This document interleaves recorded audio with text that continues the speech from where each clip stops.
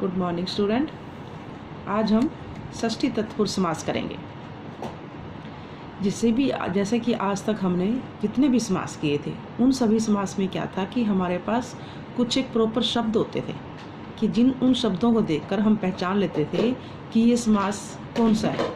Means द्वितीय तत्पुरुष समास है, तृतीय है, चतुर्थी है या पंचम समास है। लेकिन षष्ठी तत्पुरुष समास में ऐसा हमारे पास कोई भी शब्द नहीं है जिससे हम उसकी पहचान कर सकते हैं। यहाँ पर क्या है, सिर्फ हमारे पास हमें शब्द के अर्थ के ऊपर ध्यान देना है कि इसका अर्थ क्या है। और इसमें हमारे पास जैसे हमें पता ही है षष्ठी तत्पुरुष समास में क्या है। षष्ठी का जैसे हम करते हैं उसका रूल क्या होगा, का के की। कि इसमें क्या है, हमने संबंध का कि किसका किसके साथ क्या संबंध है।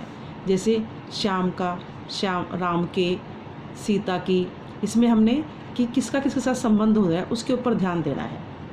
अब इसका समास देखो कि इस समास में पूर्व पद का उत्तर पद के साथ समास होता है, यानी कि पूर्व पद का उत्तर पद के साथ संबंध होता है।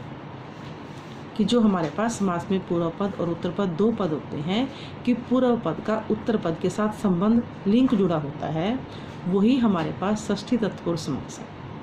इसकी हमने पहचान कैसे करनी है कि इसमें क्या होगा, का, के, की, इन तीनों का एक दूसरे के साथ संबंध होगा। जैसे कि मैंने पहले बताया कि जैसे राम का, श्याम के, सीता की, गीता की, कुछ ऐसा होगा जो हमारा अर्थ होगा उसके अकॉर्डिंग होगा। हमने यहाँ पर अर्थ को ध्यान में रखना है कि उसका मीनिंग क्या निकल रहा है सेंटेंस का।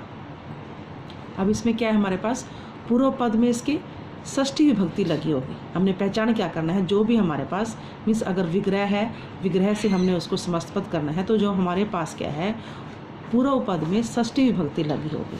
और जो हमारा उत्तर पद होगा उसमें क्या है हमारे पास वचन, कि एक वचन, जो भी हमारे पास अगर एक वचन लगा है तो हमने एक वचन लगाना है, द्विवचन लगा है तो हमने द्विवचन लगाना है, और अगर बहुवचन लगा है तो हमने बहुवचन लगाना है। अब हम एग्जाम्पल के माध्यम से देखेंगे।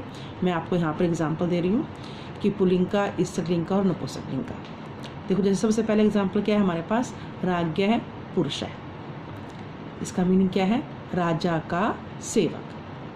देखो अब यहाँ पर क्या है, राजा का आ गया ना, तो का क्या हो गया, हमने पहचान को किससे हो गया हमारी कि ये क्या है, हमारा षष्ठी तत्पुरुष समास है। दूसरा हमने किससे पहचान कर ली, यहाँ पर राज्ञा।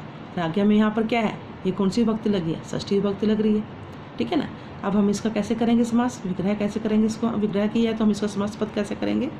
जैसे ये राज्ञा है, अब इसका मूल शब्द क्या है, जो भी हमारे पास, जहाँ विभक्ति का तो हमें पता ही है समास में विभक्ति का हम लोप कर देते हैं। तो अब हम क्या है, राज्ञा का मूल शब्द क्या है, राजन, और जो उत्तर पद है उसको तो हम ऐसे एज इट इज लिख देंगे, पुरुष है। अब जो हमारे पास ये न है, राजन का न है, जो भी हमारे पास एक रूल है ये कि जो भी हमारे पास शब्द में, किसी भी शब्द के अंत में अगर नकारात्मक शब्द आ जाए तो हमने उसका मीन्स जो न आ जाए तो हमने उसका न का लोप कर देना है। तो अब हमारे पास यहाँ न का लोप हो गया, तो बचा क्या है हमारे पास, राज प्लस पुरुष है। तो क्या बन जाएगा इसका, राज पुरुष है। ठीक है बेटा, ये हमारा किसका हो गया, पुल्लिंग का एग्जाम्पल। अब नेक्स्ट एग्जाम्पल हम लेते हैं। जैसे क्या है, गृह स्वामी। इसका मीनिंग क्या बना है, घर का स्वामी। जैसे कोई मालिक होता है तो उसका घर का स्वामी आदमी। अब यहाँ घर तो एक ही है ना, इसलिए उसके प्रथम पुरुष षष्ठी विभक्ति का एक वचन लगेगा यहाँ पर। अब इसका विग्रह हम कैसे करेंगे, गृह है तो इसकी षष्ठी विभक्ति लगा देंगे, गृहस्य, स्वामी का स्वामी। अब ये क्या है हमारे पास, हमने एक नपुंसकलिंग का सेंटेंस ले लिया। फिर हम यहाँ पर एक लेंगे स्त्रीलिंग का सेंटेंस लेकर समझाते हैं आपको। जैसे गंगाया जलम, मीन्स गंगा का जल। अब देखो जो गंगा क्या है हमारे पास स्त्रीलिंग है, तो हम यहाँ क्या करेंगे, इसका गंगा का षष्ठी विभक्ति लगाएंगे यहाँ पर, गंगाया जल।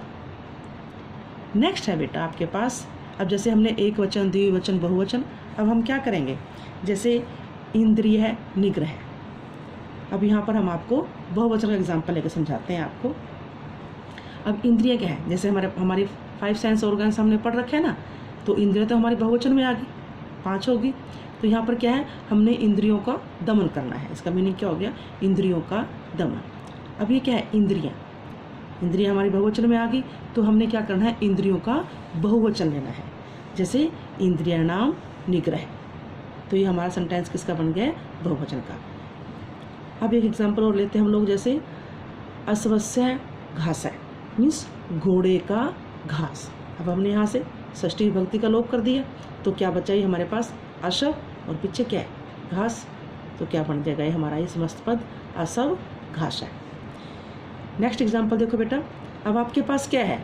अश्वस्य घासा। अगर हमारे पास जो भी वहाँ पर एक वचन, द्विवचन, बहुवचन जो भी उत्तर पद में लगा होता है, पूर्व पद में क्या है हमारे पास? षष्ठी विभक्ति लगी होगी, और उत्तर पद में जो भी हमारे पास, चाहे वो एक वचन है, द्विवचन है, बहुवचन है, जो भी लगा होगा हम उसको वही लगाएंगे लास्ट में उत्तर पद में, जब हम उसका समस्त पद करेंगे। अब क्या बन गया ये? षष्ठी विभक्ति हमने यहाँ से हटा दी, अशव। देखो यहाँ पहले वाले में क्या था? घासा था, और अब यहाँ पर घासा आके मात्रा है, तो यहाँ पर बहुवचन आ गया, घासा आ गया। इसी तरह क्या है हमारे पास? जैसे अश्वानाम घासा, मीन्स बहुत सारे घोड़ों का घास हो गया, तो हमने यहाँ भी क्या कर दिया इसको? अश्वानाम घासा। जैसे इंदिरा नाम आया था ऊपर, तो यहाँ पर हमने क्या किया? अश्वानाम घास है। अब देखो बेटा, नेक्स्ट क्या है हमारे पास? हम एक एग्जाम्पल आपको संधि का लेके बताते हैं। जैसे यहाँ पर क्या हो रही है हमारे पास? संधि हो रही है। जैसे घटस्य उत्पादक है, घटस्य मीन्स घड़े का उत्पादक, घड़े को बनाने वाला। अब देखो मूल शब्द क्या है हमारे पास? यहाँ षष्ठी विभक्ति लगी है, मूल शब्द क्या है हमारे पास? यहाँ पर घट है। अब हमने मूल शब्द ले लिया घट है, उसके बाद क्या है? उत्पादक। विभक्ति को हमने यहाँ से लोप कर दिया। अब क्या है देखो हमारे पास? यहाँ पर टै में ए मिला हुआ है, और पीछे क्या है? ये ऊ है उत्तर पद में, तो ए और ऊ मिल जाएंगे, तो क्या हो जाएगा? ओ बन जाएगा। तो ये क्या बन जाएगा? अब घटो उत्पादक है। ठीक है बेटा, ये हो गया संधि का एग्जाम्पल। ठीक है, थैंक यू।